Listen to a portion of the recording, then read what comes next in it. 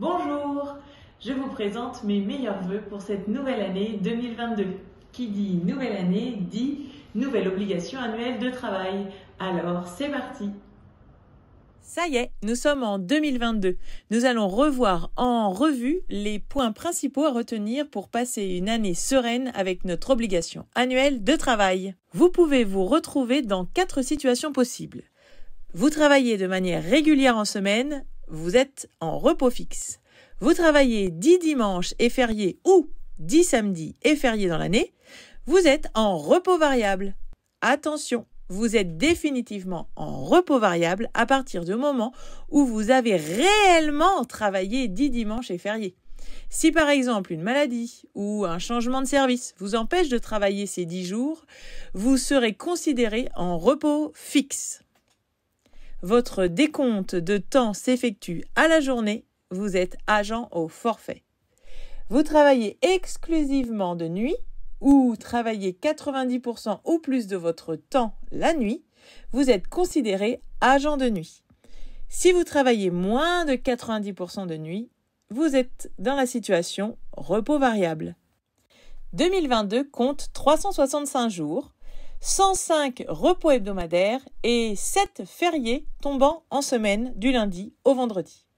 L'ensemble des calculs ci-dessous concerne un agent présent du 1er janvier au 31 décembre 2022. L'agent en repos fixe devra donc effectuer 229 jours de travail. En repos variable, 225 jours, au forfait 209 jours et l'agent de nuit devra travailler 225 jours. Les agents en repos variable, fixe ou de nuit sont considérés au décompte horaire, c'est-à-dire que chaque demi-heure effectuée compte et que le nombre de jours à effectuer n'est qu'une base de calcul permettant de réaliser l'opération pour annualiser le nombre d'heures à effectuer dans l'année. Pour connaître ce nombre d'heures à effectuer, vous n'avez qu'à multiplier le nombre de jours par la base horaire. Un agent de jour devra multiplier par 7 heures et l'agent de nuit devra multiplier par 6,5 heures. Ainsi, l'obligation annuelle 2022 pour un agent en repos fixe est de 1603 heures. Un agent en repos variable devra effectuer 1575 heures et un agent de nuit devra effectuer 1462,5 heures. L'agent au forfait, lui, devra réaliser 209 jours. Et oui, il n'est pas concerné par un décompte horaire. Attention, si vous êtes en temps partiel, vous devrez multiplier ce chiffre par la quotité de travail. Exemple, je suis à 90%, eh bien je multiplie par 0,9.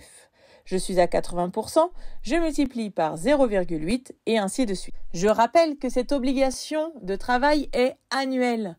Tenter un calcul au mois est très périlleux et risque de vous induire en erreur. Qui dit obligation de travail dit obligation de congé. Vous avez le droit à 25 congés annuels. Ces jours sont à poser du 1er janvier au 31 décembre 2022. Vous devez transmettre vos souhaits à votre encadrement pour une validation au plus tard le 31 mars 2022.